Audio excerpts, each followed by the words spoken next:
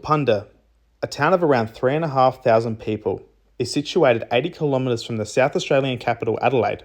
A small but tight-knit community, Kapunda was named Australia's most haunted town after a documentary made in 2001. On the 8th of November 2010, Kapunda resident Andrew Rowe failed to attend a booking for his carpet cleaning business. Out of the ordinary for him to miss an appointment without contacting and rebooking. Andrew was known for his reliability when it came to work. When Andrew didn't answer the phone, his business partner went to the Rowe family home but soon alerted police. Senior Constable Justin Doherty attended the home, unprepared for what he was about to walk into. The front door was unlocked, so he made his way into the Harriet Street residence, where he discovered the mutilated bodies of 45-year-old Andrew Rowe in the kitchen, 44-year-old Rose Rowe near the back door, and 16-year-old Chantel Rowe in her bed. The floor from wall to wall was covered in blood. Police now needed to establish an idea whether it was a murder or a murder-suicide. A press conference was soon followed and a statement was given that 3 people were dead and the crime scene needed to be assessed to find out what happened. Just before midnight, the 8th of November, it was determined that it was a triple murder. The media swarmed in, soon breaking news all over Australia that 3 people were found dead, murdered in their Kapunda home. It had seemed like a vicious murderer was still at large, so everyone was on edge. Some people even left town. I remember when this happened. I was about 15 when this happened, and it was all over the news. It was quite scary. While holidaying in Queensland, Christopher Rowe, the eldest son, found out about the triple murder on Facebook. He then took to social media to see if his parents were okay. Christopher then made his way back to Adelaide after finding the news that his family were murdered. Police then worked around the clock. There was no one after dark. No one answered their doors in fear they would be next. Extra police patrolled the area and a night shift team scouted the town to relieve the public's worry. Police were tipped about a Facebook post. A man with connection to the Rowe family wrote on Facebook that he'd done something terrible and didn't know if he could live with himself.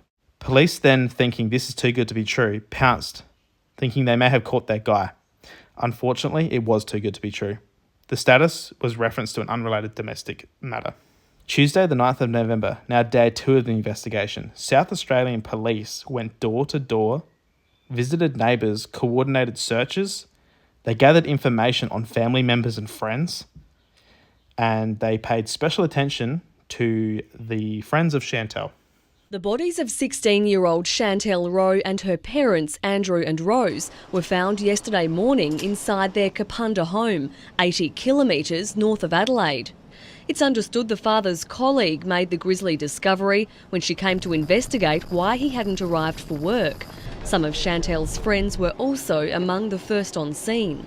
Yeah, well, I was down here Friday night, having a few beers with them and that, so yeah, just can't believe it, shocked. It's believed Chantel's 25-year-old brother Christopher was holidaying in Queensland and has since rushed back to Adelaide. There are reports he learned of the tragedy from friends on a social networking site after he couldn't reach his family by phone.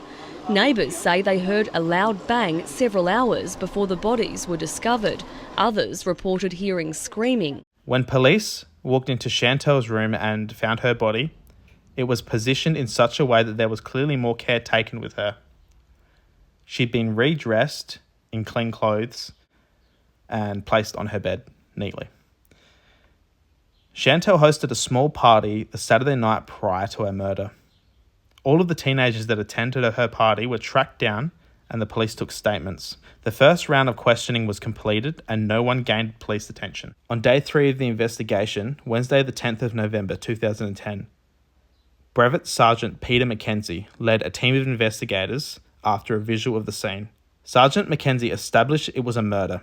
He said, "When I got to the house, I thought this was a murder. It was the bloodiest scene I'd ever encountered in my 20 years of police work. There was blood in every room. There was blood on every wall. The patterns of the wounds of the victims, spray on the walls, you could tell they fought for their lives. The crime scene took 5 days to find how every single blood splatter got to where it was. The crime scene took 5 days to find how every single blood splatter got to every single part of the house from every single person. Day 4, Thursday the 11th of November 2010, while spraying a chemical called Amido Black on the walls to find fingerprints, police sprayed it on Chantel's door and found a fingerprint that did not match any of the members of the family. The fingerprint was analysed and was found to not have a match on the national database. By day 6, they realised semen had been found on Chantel's body. So some point during her attack, she'd obviously been raped. The reason for the attack was now clear. Chantel was the motive. Now that police had a DNA profile of the attacker, there was again no matches in the database. Out of the dozens of statements taken, Sergeant Keane found something that didn't sit right. After following up and reading the statement of Jason Downey, who was not invited to the party, Sergeant Keane noticed Downey had given an alibi multiple times without being asked. Downey was a friend of Chantel's boyfriend, Dylan. Dylan mentioned that Chantel wasn't feeling well that day, so that kind of gave Jason a reason to go there and a time to carry out the murder.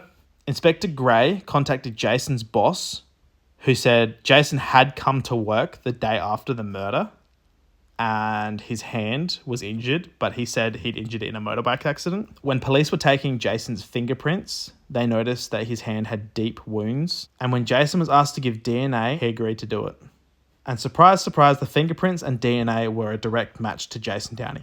Without wanting to tip Jason off and create another situation that he could possibly murder someone, police requested that Downey attend the Kapunda police station. They didn't want to go to his home where he had family because he was living with his mother and his siblings, and they didn't want to go to the house and then another murder happen because he started panicking, and they didn't want to go to his work where there was tools and he could hurt somebody else. So they requested that he attend the Kapunda station to sign his statement. Downey made his way to the police station, where the door was then locked behind him. He was searched and then arrested for murder. Downey sat calmly and denied committing any of the offences and asked for his mother to be called. Jason's mother sat with him while he was being interrogated, and she pleaded that he come clean, even though the police told him that his semen was found at the crime scene. He stated that he and Chantel had consensual sex months before and he used protection. The police escorted Downey to the Elizabeth police station. He didn't say much on the way there. He was quiet and probably feeling very guilty and knowing he was about to spend years and years in prison. Jason and Chantel were friends and there were photos of them together. She didn't like him in the way he liked her. He was obsessed to the point it drove him to murder. Police found a digital camera in the Rowe home during the investigation, and it was taken for evidence. And they discovered pictures of the Rowe family on the day before the murder, all having lunch together, taking photos, happy. And in one of the photos, Chantel was holding a USB stick with a lanyard on it. And after Jason Downey's arrest, that was found in his possession. There was also traces of the Rowe's blood on the dashboard of his car. Now the amount of evidence against him was damning. The shoes that Downey was wearing left an unbloodied footprint in the bath below the bathroom window, determining this is how he entered the house. Just after 1 a.m, a neighbour heard the words help 3 times and then a loud thud. They heard more screaming, followed by silence. Jason made his way into Chantel's room. When he got in there, around 1 a.m, Jason tried to start raping Chantel. When she fought him, he stabbed her repeatedly. At this point, Andrew and Rose woke up and immediately confronted Jason, so he started attacking them too. Disabling them both, he headed back to Chantel's room where she hid under her bed, listening to her parents being slaughtered. Jason dragged her out of under her bed. He dragged her onto her bed, kept stabbing her and raping her. As Chantel bled out, Jason returned to Andrew and Rose and continued to stab them. There was proof of him trying to clean the crime scene. Police located his clothes, but not his weapons. Jason left through the front door and left bloody footprints on the way out. He then slept in his car from there and acted as if nothing happened. Andrew, who was found at the end of the kitchen counter, was stabbed a total of 29 times, and the knife tip was found wedged inside of his skull. Rose was stabbed at least 50 times. There was also parts of the knife found lodged in her head. Chantel was stabbed a total of 33 times and raped repeatedly. Downey was charged with 3 counts of murder and given 35 years in prison. where to this day he is housed in Yatala Labour Prison. Jason Downey will not be eligible for release until he's in his 50s. In the heart of Kapunda, close to 700 mourners gathered to remember what was described as a normal, loving family which had lost 3 extraordinary members. As a final goodbye, Christopher released 3 doves. What a heavy story. What a heavy case that was. I remember hearing about it, seeing it on the news as a teenager, and just thinking like, that is horrendous. That is horrible. This all happened because someone was jealous. He was jealous that his best friend had a girlfriend. Absolutely insane. This kind of stuff doesn't happen. This kind of triple homicides just do not happen around here. And I'm sure to this day, it is still affecting the Kapunda town. I'm sure that there is still scars that have not been healed. It was hard enough researching this and watching all the videos and listening to, everyone talk about this and everything. It was honestly mentally really hard to sit here and do this for the amount of hours that I have. But if you enjoyed this episode and you want to hear more gruesome stories like this and murder cases, I want to cover things that have not really been covered that much, and specifically from Australia.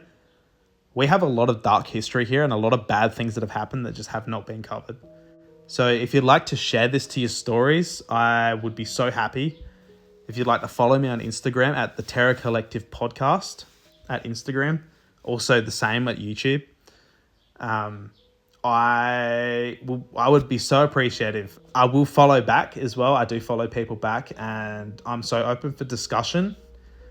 I will be posting photos on my Instagram, and you can then go and see, put some faces to names, and yeah. I'm going to chill out now that this case is over. I'm so happy, and peace out. See you guys in the next episode.